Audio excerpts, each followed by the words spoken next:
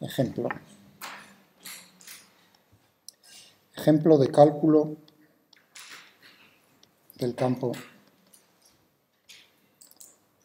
eléctrico en una distribución. De una distribución, no en una. De una distribución de carga. Creado por una.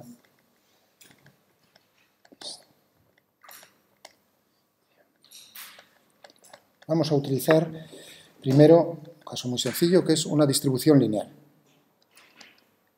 Ejemplos.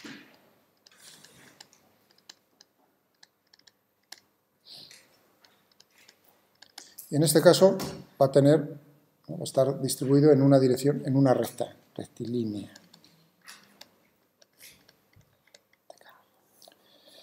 Es decir, que tenemos lo siguiente. Tengo aquí este tramo, este segmento rectilíneo, de longitud L, si queréis. Y me dicen que es una distribución rectilínea de carga uniforme.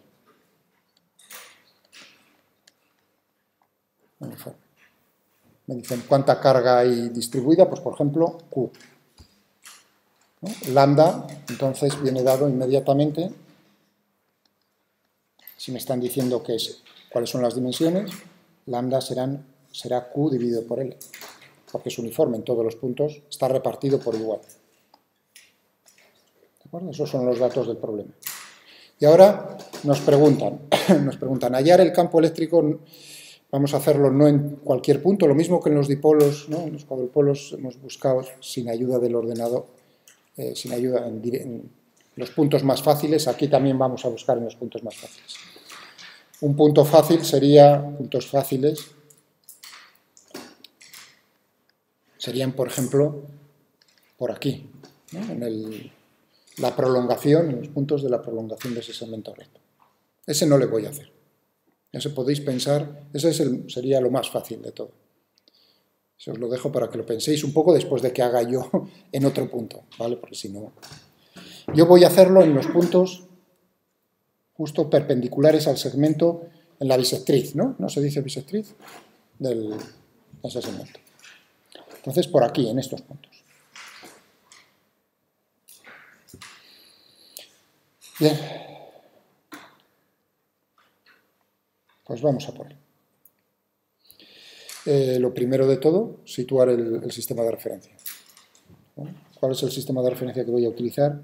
Pues naturalmente voy a llamar, por ejemplo, al eje X, el eje sobre el cual está montado el segmento, y el eje Y, precisamente, es decir, que a mí me piden ver cómo es el campo eléctrico en los puntos con X igual a 0, sobre el eje. Esto tiene simetría cilíndrica, es decir, que realmente el espacio es tridimensional, ¿no? Pero el campo va a ser el mismo, o sea, si yo logro hallarlo para puntos del eje Y, si yo hago un giro en torno a este segmento recto, pues tengo cualquier otro campo fuera de eso. ¿De acuerdo? En un plano, quiero decir, en un plano que sea el plano bisectriz de ese segmento, lo voy a hallar ahora a continuación, por la simetría cilíndrica. ¿Entendéis lo que significa simetría cilíndrica? Es decir, que si tú haces un giro alrededor de un eje, vuelves a tener la misma situación, o es una situación indistinguible, por decirlo así. Y este es el caso. Vale, pues vamos a por ello.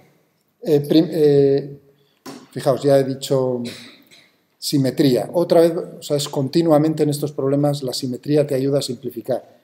¿Cómo va a ser el campo eléctrico? Es un vector. ¿Cómo tendrá entonces, en el plano XY tendrá una componente X y una componente Y? ¿No? Tendríamos E, que sería EX por el vector unitario Y, más Y por el vector unitario J. Pero claro, por la simetría, sabemos que la componente X del campo en puntos del eje Y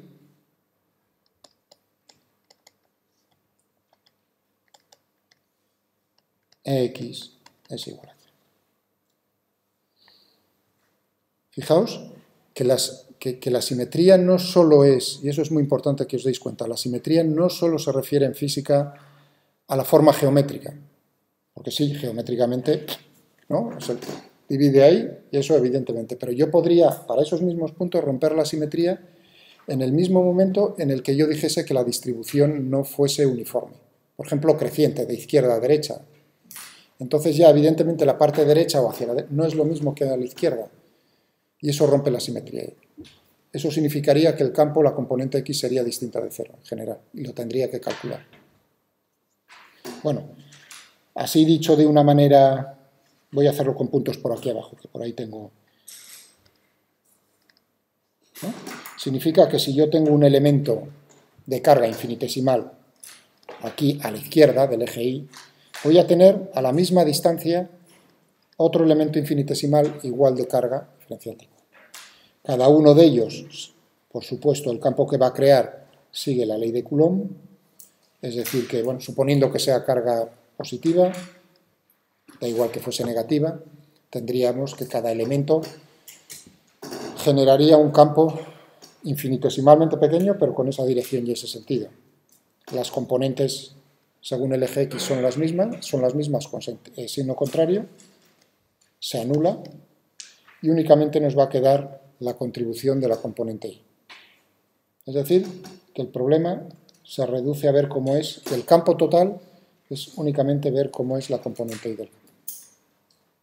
Muy bien. Vamos a hacer el dibujo.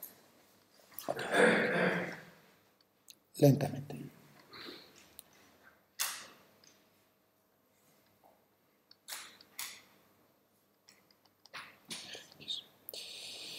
Estábamos por aquí. Pues vamos a cogernos un elemento. Es decir, que yo divido el cuerpo en trocitos infinitesimales y aplico la ley de Coulomb.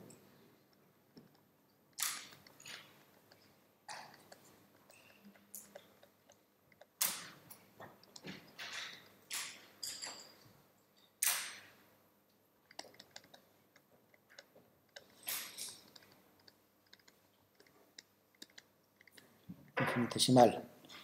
Es decir, que en este caso tendríamos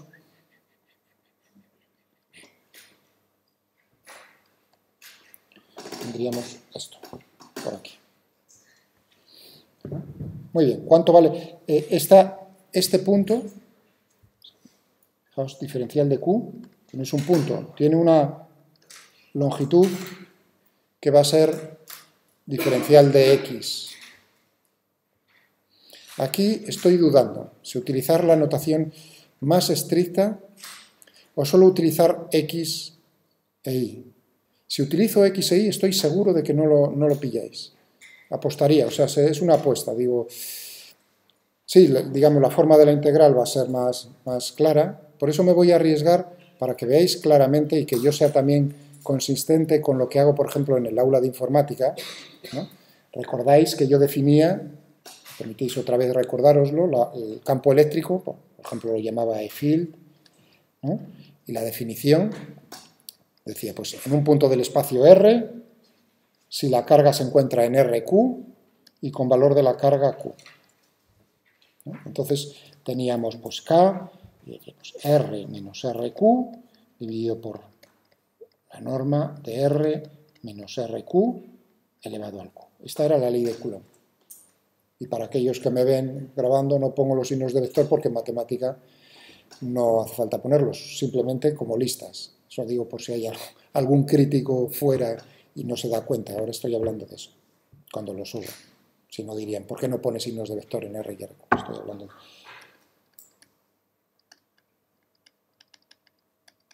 Vamos a hacerle publicidad a estos señores.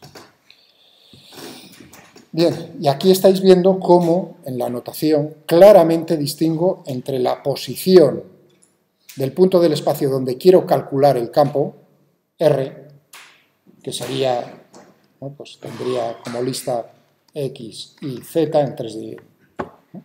Y RQ, si es en 3 dimensiones, XQ, IQ, ZQ. ¿Está eso bien claro? De tal manera que, por ejemplo, la distancia entre los dos puntos sería, ¿no?, la norma, tendríamos x menos xq elevado al cuadrado más y menos iq elevado al cuadrado más z menos zq elevado al cuadrado. Toda la raíz cuadrada sería la norma precisamente de r menos rq. ¿Está claro eso? O sea que, como veis, tengo x, una cosa es x y z y otra cosa es xq, iq y zq.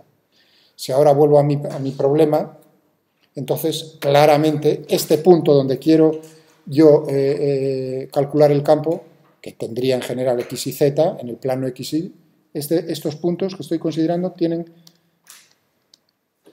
las coordenadas 0, porque estoy en ese eje, y la coordenada y. Mientras que la carga, para donde está situado ese elemento infinitesimal de carga, tendríamos la posición sería xq 0. ¿De acuerdo? Y ahora os aviso en todos los libros. Esto es, y ahí uno ve claramente xq y uno nota ya por el subíndice o por lo que estás añadiendo que te estás refiriendo o bien a la posición de la carga o bien a la posición del espacio donde quieres calcular el campo. Si bien en los libros, y yo ahora también lo voy a hacer después de eso para no complicar y escribir de más, pues yo digo, bueno, la carga se va a encontrar en la posición x0. Y esa es la notación que se utiliza. Y veréis pues, en Purcell, en el Tipler, en los PDFs de los que disponéis en Moodle, como dentro de las integrales yo voy a ver x, is, y uno pues dice, pues perfecto, pero yo creo que se pierde de vista rápidamente si uno no entiende la ley de Coulomb, y ya en eso creo que hemos quedado, ¿no? Os ha quedado claro que parece sencillo, pero tener esa idea clara, es decir, es en un punto del espacio, en otro punto tengo la carga, no es tan, yo lo he visto con vosotros, ¿no? Os había advertido que no es tan evidente, y os encontréis, y no es malo, o sea, eso es lo bueno, que uno ante eso es como aprende. Si yo pusiese, por eso lo estoy haciendo, ¿no? Cojo, de hecho, abro el libro y copio sobre la pantalla, como otros profesores podrían hacer, y estaría bien, pues a lo mejor se pierde de vista eso. Y en el fondo uno no lo ha entendido. Vale. Que quede claro entonces a partir de este momento que la x se está refiriendo a la posición de la carga y la y a la posición del espacio donde quiero calcular el campo. ¿Está eso totalmente claro? Digamos, ese elemento infinitesimalmente largo de carga tendrá unas dimensiones, una longitud, por lo tanto diferencial de x. Esto es lo que uno utilizaría si quiere denotarlo todo completo. Y la carga que tendríamos en ese elemento infinitesimal sería lambda por diferencial de x. ¿De acuerdo? Bueno, vamos a borrar por aquí abajo que no lo necesito más.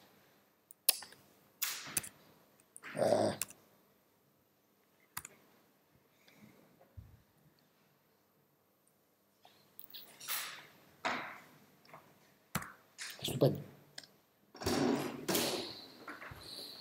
Muy bien. El campo que crea es infinitesimal, por lo tanto, en módulo del campo infinitesimal sería diferencial de ley de Coulomb, constante de Coulomb, carga, diferencial de Q, y dividido por la distancia al cuadrado que une entre el punto donde lo calculo, vamos a llamarlo si queréis R, entonces R cuadrado. ¿De acuerdo? Estupendo. R cuadrado sería, naturalmente, si uno quiere ponerlo en función de x y de y, x cuadrado más y cuadrado, si es necesario.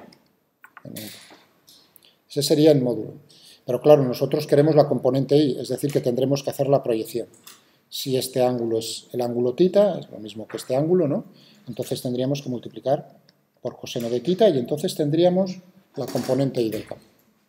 Es decir, que está creando un campo infinitesimal, vector, que es la componente x más la componente y más la z, bueno, ya no la pongo, por simetría.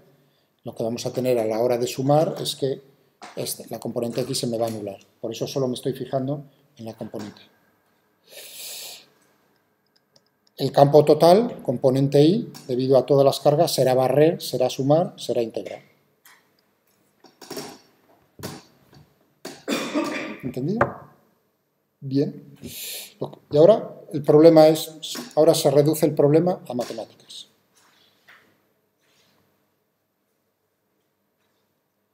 O bien tenemos el ordenata y lo hacemos, o bien hay que hacerlo a mano y lo vamos a hacer a mano. Si uno se fija, vamos a sustituir ya la carga. Tendríamos k, lambda, diferencial de x, r cuadrado, coseno de θ. Y dentro de esta integral, si es una integral de línea, tiene que ser solo en una variable. Si fuese superficial, en 2, si fuese de volumen, en 3. Pero claro, ahí yo veo más de una variables. Unas dependen unas de otras. Veo x, veo r y veo θ. No son independientes entre sí.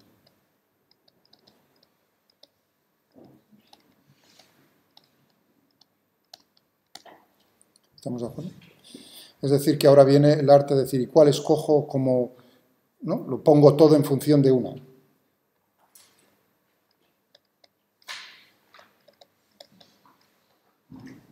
De una variable.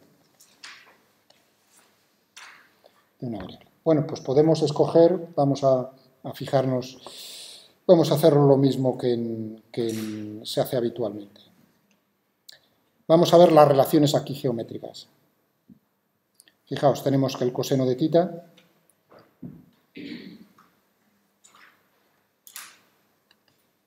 tenemos que el coseno de θ va a ser i dividido por r.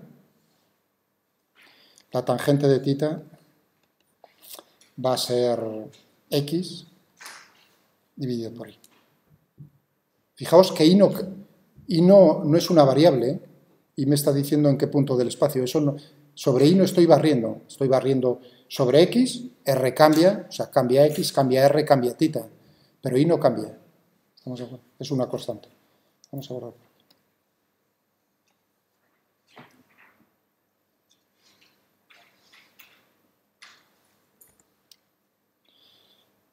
Muy bien, es decir que tendríamos aquí, por ejemplo,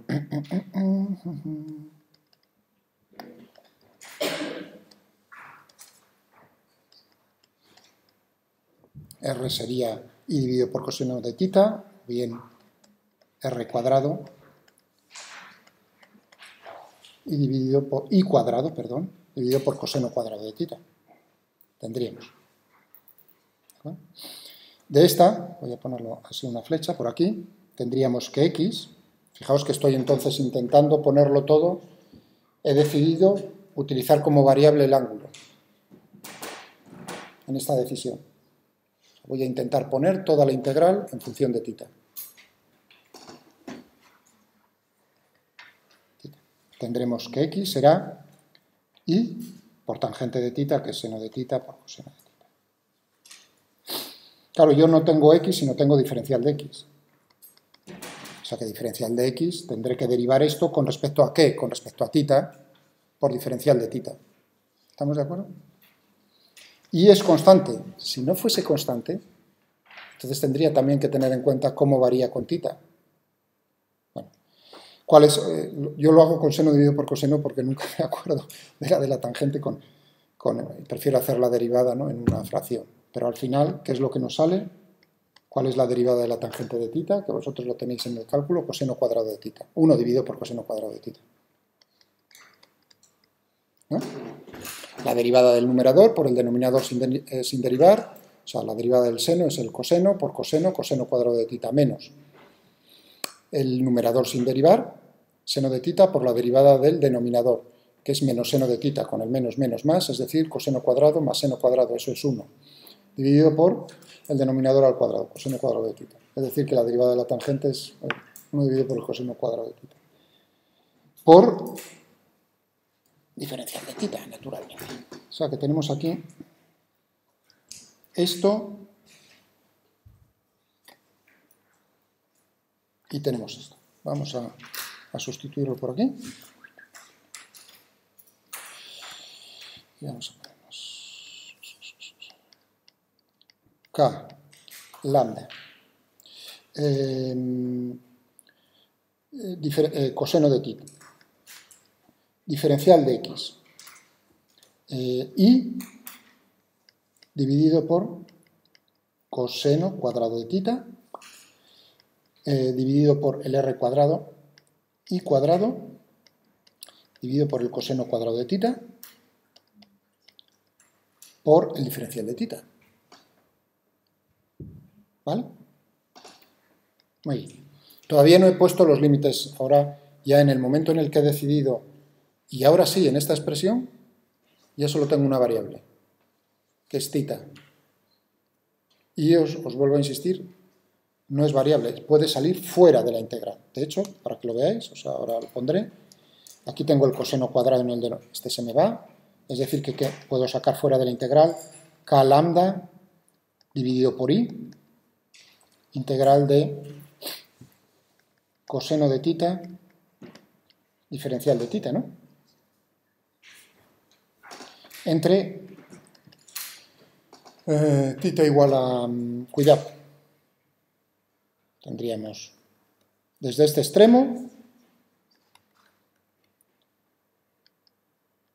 desde tita 1 hasta tita 2, o desde, si es el mismo ángulo, desde menos, vamos a llamarlo tita 0, tendríamos desde menos tita 0 a tita más tita 0, porque estoy justo en el plano de simetría de él. Bueno, esta integral es muy fácil, ¿no? Lo voy a poner por aquí arriba.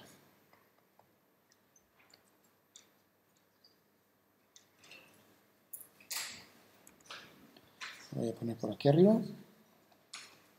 ¿Y qué es lo que tendríamos? K lambda i por el seno de tita entre menos tita 0 y más tita 0. Y esta es la solución.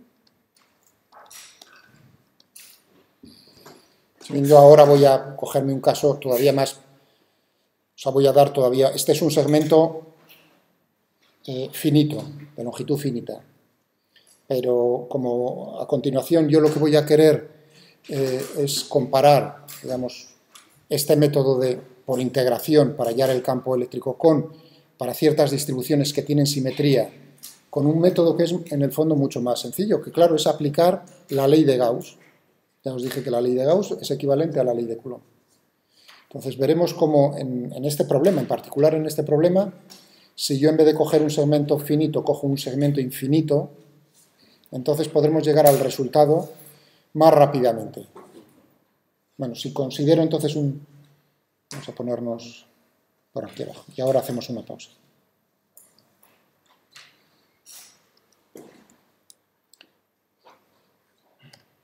¿No? Si se trata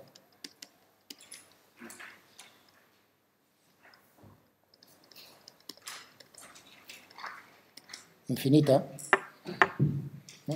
Claro, ahí, cuidado, hay que tener un poco de cuidado aquí, es decir, si es infinito, o sea, L ya no es un número, entonces ¿cuánta carga tenemos? Tenemos carga infinita, ¿de acuerdo? Lo que es finito es la densidad. O sea, lo que nos tienen que dar entonces como dato es lambda. Porque aquí, bueno, por ejemplo, en esta expresión, vamos a borrarlo esto, si yo lo quiero expresar,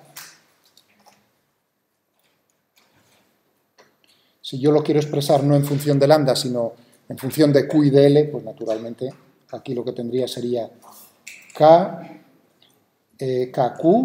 dividido por I y por L, por lo mismo que antes. Seno de tita menos tita 0 más tita 0. Si es infinita, entonces ya no puedo, o sea, ya digamos tengo infinito en el numerador, infinito en el denominador, pero el cociente es finito, es lambda. Vale, ¿cuánto nos saldría? ¿Ahí? Porque uno diría, anda, si tienes carga infinita, a lo mejor el campo se te tiene que hacer infinito. Ya veremos cómo no. Tendremos K, lambda y seno de pi medios menos seno de menos pi medios. y eso es 2. Es decir, que me va a quedar 1 menos menos 1, 2, es decir, que me queda 2K lambda dividido por I. O si queremos verlo en función de la permitividad del campo, K es 1 dividido por 4pi epsilon sub 0, es decir, que tendríamos lambda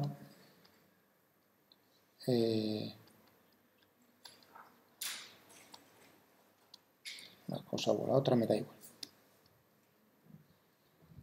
Esa es la solución. Y aquí observamos una cosa interesante.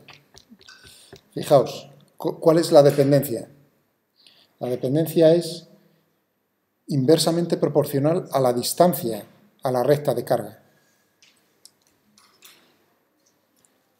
No inversamente proporcional al cuadrado, sino inversamente proporcional a la distancia.